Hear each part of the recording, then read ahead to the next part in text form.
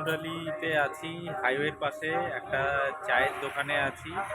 খুব সুন্দর একটা জায়গা, দোকানটা ভালো, বেশ চা ভালো বানায় এবং চা সুস্বাদু। আর আমরা সঙ্গে নিয়েছি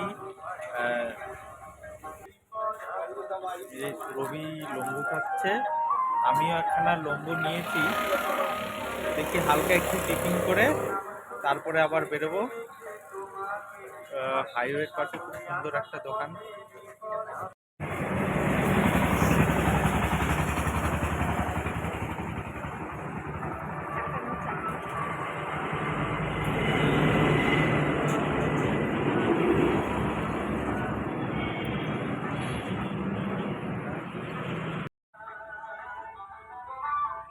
চাটা খুবই সুন্দর হয়েছে।